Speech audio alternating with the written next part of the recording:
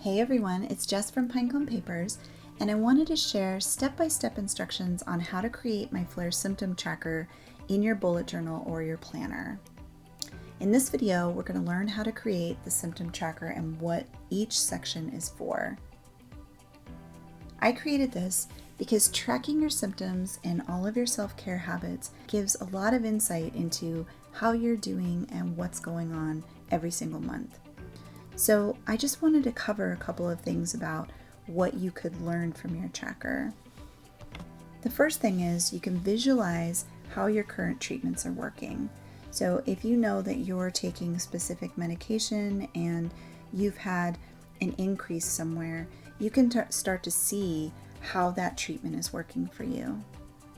The other really cool thing is that you can find patterns that you might not have seen otherwise. For me, I can see that there's a specific pattern to my abdominal pain, and that's something that's really important that I can talk to my doctor about. The self-care section is really great for reinforcing all of the habits that you're trying to maintain, things that really help you to feel better, they help you to reduce symptoms, and they're just really great for taking care of yourself every single day. And you can see how keeping up with self-care affects your symptoms in general. This information is also really helpful for your doctor if you choose to share it with them. I'll talk more about each section as we create the tracker. If you're not interested in drawing this out, I totally get it. If you would rather have a printable copy of this tracker to just easily stick into your planner instead, you can get this by subscribing to my email newsletter, which I've put into a link below in the description. I also send out a lot of tips and other free layouts in the newsletter as well. Okay, so let's get started.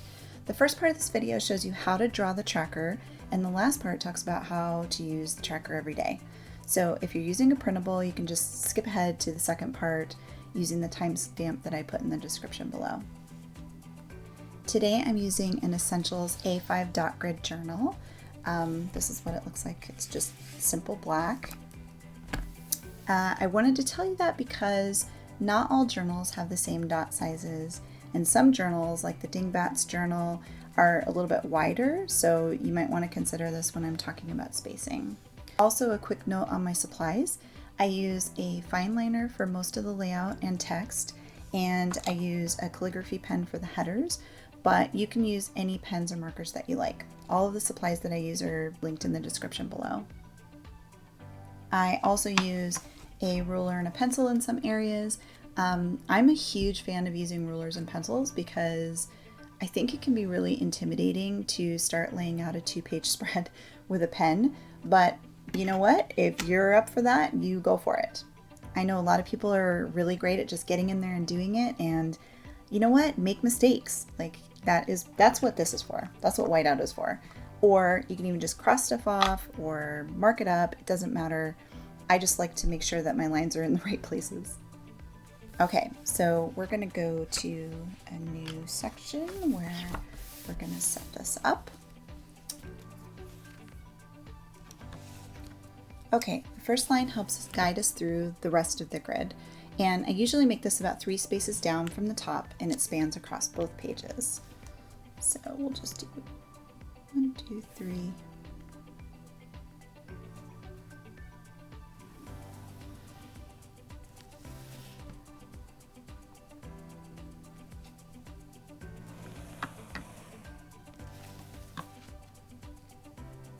Next, I make a section for notes, and this is about 6 spaces wide.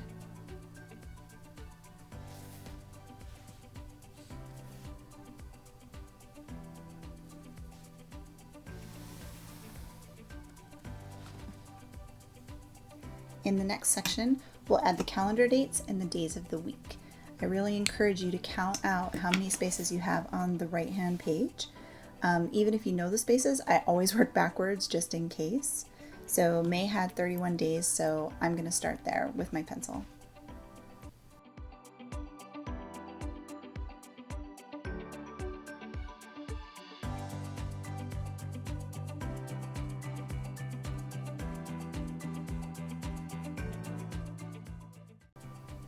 Now I'm going to write over the days of the week onto the top using my calendar. and then I'll go in and erase all of my pencil marks after I've penned everything in.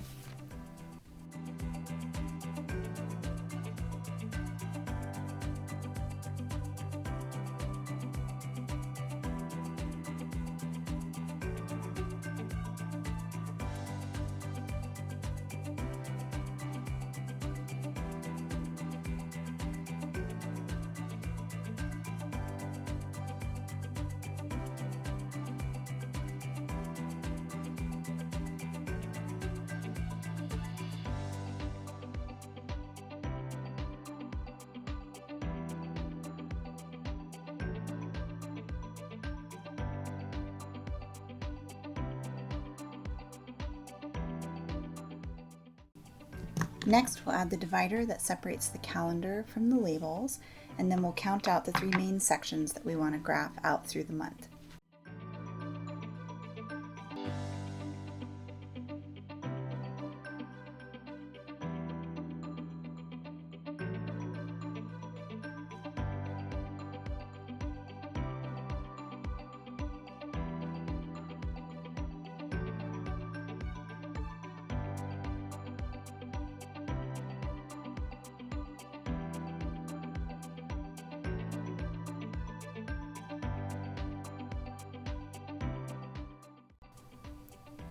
So just a note on these 3 sections. So I use a 4 scale rating system that's basically 0 through 3, and you can use whatever scale you want. So let's say you want to have a 5 scale system, or you're only tracking 2 big things up in this top area. You can use whatever scale that you want. That's the beauty of this, as long as you have enough room at the bottom here for your self-care tracking. So now I'm going to add the labels, which I'll write out in pencil first because I'm really terrible at spacing and I like them to be fairly centered.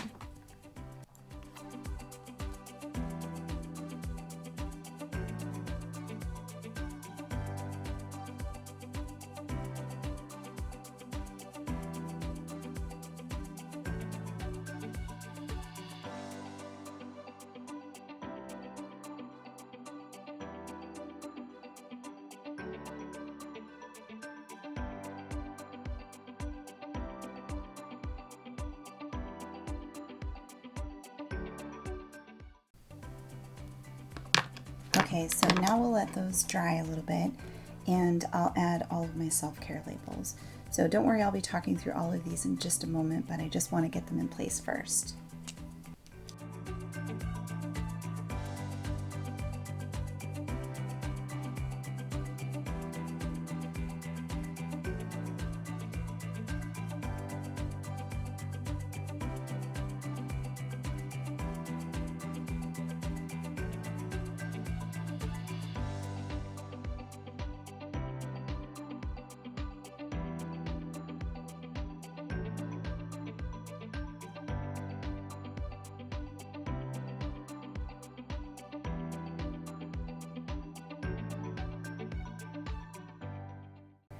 Okay, everything is now in place and I can add my date at the top and erase all my pencil marks.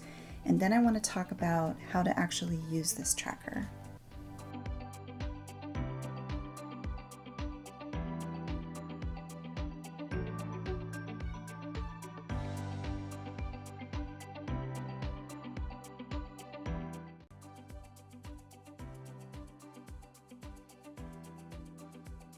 So now that we have this blank tracker, I'm going to add some entries to explain a bit about how the tracker works and what it teaches us. But first I want to put in all of my rating systems. So as I said before, I use a rating system of 0 through 3. And what I generally do is, depending on if I'm in a flare or not, I'll rate something a 0 if I feel that it is pretty average for me. I don't really have times where I'm completely symptom free, and so a 0 doesn't mean I have no symptoms. It just means that for that particular time of whatever I'm going through, it's about average. And speaking of averages, the other thing that I do is sometimes my symptoms vary throughout the day. So I'll try to average it out unless I had a very severe episode, like right in the middle of the day. The severe episode is really important to note because even if the rest of the day was okay, the severe episode was something I really want to prevent or lessen in the future. It's something that I really want to make sure that I am aware that it happened, because usually it's it interferes with my day quite a little bit, right? So each night I open up this tracker and I place a plot on the graph, and then I answer a self-care question with just a simple mark.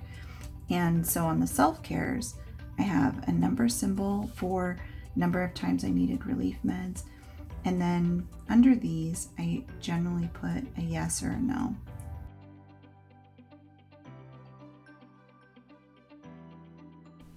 What I'm trying to do with these particular yes or no's is to make it pretty much as black and white as possible. The key is to be able to fill this out very quickly and not worrying too much about, the middle ground. I don't want rating systems for this. I either took my meds or I didn't take my meds. I either slept well or I didn't sleep well. I know that there's varying levels of sleeping well, but at the same time, it's really difficult to start understanding trends if you're going too deep into evaluating how well you slept that night, for example. Okay, so let's talk about each of the sections for a minute here. This line here, number of times I needed relief meds. Relief meds could be anything from over-the-counter medication to prescription medication. It could be pain relievers, muscle relaxers, anti-anxiety medication, antidiarrheals, anything that you need to take to feel better. And this is really one of the most important lines in the tracker because it helps you to see whether or not your current treatments are really working. So if you take regular medication and you've got, all yeses along here of, yeah, I took all my meds, but you're still needing to take, extra medication, that's really important. And that's something that maybe you want to talk to your doctor about. And so the next section is the self-care section. It's pretty self-explanatory and you can fill it in with whatever self-care habits you want to track. I've given you a list of ideas, in the printable and here in the video that I find to be most useful for most people and for myself. And I really recommend thinking about things that directly relate to your illness, not necessarily things like spending habits or, other routines, as those would really be better tracked elsewhere. So the next section is how do I feel today? And I can see that I didn't actually put those in. So on this, I do use a rating scale of 0 to 3 because I think just like your pain and your fatigue, it really can vary quite a little bit. And I think it's really important to see that. So it's speaking to your quality of life and how well you're coping with your illness. And it helps show how stress and other emotional difficulties can really affect your illness. It can really be cyclic, and that's how it really helps to show that. Maybe you're in a flare and you can really see that your pain level is up. Well, your depression and anxiety level may also be going up, and it's just really good to see that correlation. Or if you have an illness that's affected by stress, like lupus, then what's really interesting is you can see how if your stress level's really high, sometimes you can see how that just puts you right into a flare. And it's just good to have that extra bit of perspective so that you can go back and say, you know what, I really need to work on my stress coping skills, for example. If you have a diagnosed anxiety or depression illness that's currently being treated, you may want to use 0 as your baseline for your typical state rather than thinking of 0 as meaning literally no anxiety or no depression. So the next 2 lines that I have here are really for more additional information, again, kind of quality of life and other contexts that may be really important to what's going on for you. So the first question is sort of a broad question that, deals with how you are doing, how you're feeling. Did you have trouble coping? This could be anything from coping with your symptoms to coping with a really terrible day at work. I use this to look back and ask myself, how many days did I just feel like I was underwater and struggling to get through my day? This is really important on a couple of levels. First, if you have a lot of these happening, I'd encourage you to bring this up with your doctor or therapist and find a treatment that's really going to help you have better days. And second, it can be really easy to think you're having a lot of bad days. You're just kind of sitting there thinking about how this last week or this last month was really pretty terrible. And when you look back, you might find that really you're not having that many bad days. It just feels that way right now in the moment. And this is a great way to just kind of remind yourself that even when the bad days are really bad, there are good days too. So the other thing is, if you feel sick, if you've had a virus or other illness that throws everything out of whack, it's really great to throw that in there because that can affect your symptoms and everything else as well. You should have a few extra lines too here at the bottom for anything else that you want to track. And I'd encourage you to track your menstrual cycle if that applies to you. That can have a lot of effect on things, but you can also track any travel days or long shifts at work or anything else that may impact your health. I had a couple of nights last month where my dog ended up getting really sick in the middle of the night because he got into a tennis ball and decided to eat the whole thing. So I was up quite most of the night with him, and that really threw off the next couple of days. So it was good to kind of have that extra bit of information there to see that that's what happened. So let's show the completed month again and just talk about how that actually looks once it's all graphed out. As the month goes on, you can connect your little dots and highlight any areas that you'd like to think through. And once the month is over, you can really start to see what's happening and make some real positive changes for the next month. And like I said before, you can share it with your doctor. You can work together to make any kind of changes to your treatments. I also tend to highlight things. So if I feel like, we talked about how many times I need relief meds. If I'm taking relief meds 3 times a day, that's a big deal, and there's probably something going on there.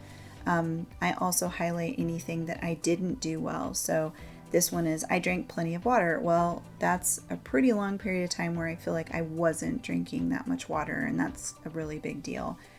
Going back to I had trouble coping today. In this particular month, I had a lot of flare symptoms, and so, I had some days where I wasn't coping very well. And again, it's really good to see that and to be able to really think that through. The other thing that I may not have covered all the way here was just the notes section. I have these little notes here for myself to say, hey, my flare started last month. I increased some medication, and, then I can remember that that's what happened this month, which is really helpful for just kind of evaluating the whole thing. Really keeping track like this has helped me make changes to my own treatments. It really keeps me accountable for my self-care because I'm thinking about it every single day. I obviously have a lot of work to do. When I'm in a flare, I don't really take care of myself very well, and that's really kind of the most important time to take care of yourself. So I know I'm not perfect, but this is a really good reminder to just kind of keep trying and keep doing it.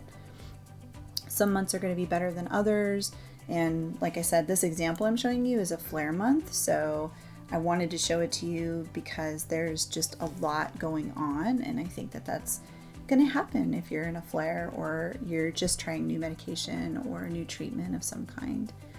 It's really okay to have some bad days, and it's really okay to have a series of bad days. I know that sometimes tracking can also feel a little discouraging, but if you stick with it and then you go back and you look over a few months, you really do start to see patterns. And the other fun thing is, once you've really nailed a specific self-care habit, you can just take it off of your list. And then that way you're not, I'm pretty good about taking my meds. And so, if I wanted to, I don't have to track that every single day if that's not important to me. So it's just a matter of kind of coming up with what you want to track, what's really important, what's going to serve you well, and then understanding that even if you have bad days where you're just not meeting your goals, that's okay, and there's probably reasons, and you can come back and just sort of evaluate that and understand what's going on. So give this tracker a try and see how it works for you. If you have any questions at all, please leave them in the comments and I will do my best to answer them. I'm sure I haven't covered everything, so it's totally fine to ask me questions, and I'd love to hear if you're using this, how it's working for you. Thanks so much for watching. Please subscribe if you haven't already, and you can check out the description below to sign up for my email newsletter for free printables and other ideas and tips about planning with a chronic illness. I'll see you next time.